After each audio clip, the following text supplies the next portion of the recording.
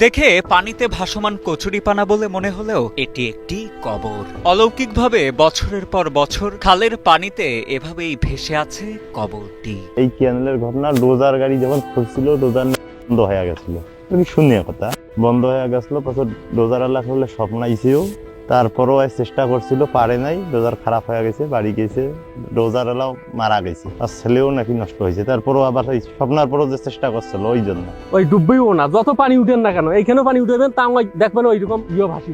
বন্যা কিংবা খরস্রোত তো দূরের কথা, স্থানীয়দের দাবি বুলডোজার দিয়েও সারানো যায়নি এ কবরটিকে।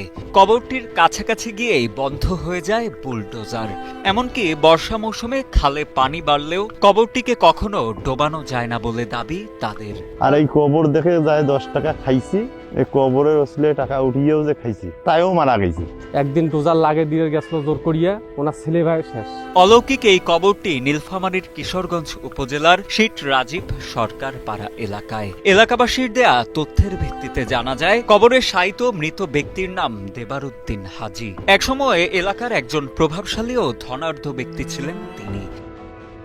এলাকার কল্যাণে নিজের 82 একর জমি দান করে পায়ে হেঁটেই তিনি হজ পালন করতে চলে যান সৌদি আরবে।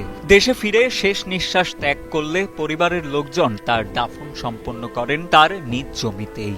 পরবর্তীতে 1984 সালে তিস্তা সেচ প্রকল্পের আওতায় খাল খনন করা হলে কবরটি পড়ে যায় খালের মাঝে।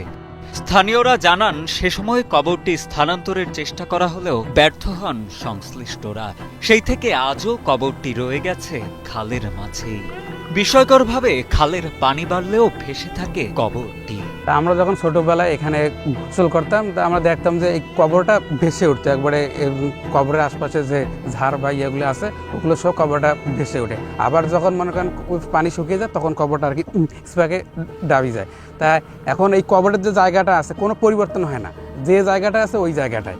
তাই এটা এখানে অনেকে অনেক বিষয় নিয়ে এখানে আসে এবং অনেক মিডিয়াও এখানে আসে করছে। মূলত উনি একজন ভালো মানুষ ছিল এবং অলৌকিকভাবে যেটা জানা যায়, উনি একসময় নাকি অন্য জগতে ছিল, পরবর্তীতে উনি একজন ভালো পর্যায়ে চলে আসেন এবং উনি একজন ভালো আল্লাহ হন।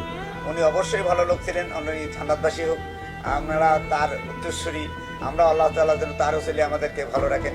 কবরে শায়িত দেবার হাজীর বংশধরেরা জানান, অত্যন্ত ধর্মপ্রাণ ও কামেল ব্যক্তি ছিলেন তিনি। কেউ কবরটির ক্ষতি করতে চাইলে স্বপ্নযোগে ভয় ভীতি প্রদর্শন ও ক্ষতি করার জনশ্রুতিও প্রচলিত আছে গ্রামটিতে। তাই কবরটির আশপাশে সচরাচর কেউ যান না বলেও জানান এলাকার অনেকে।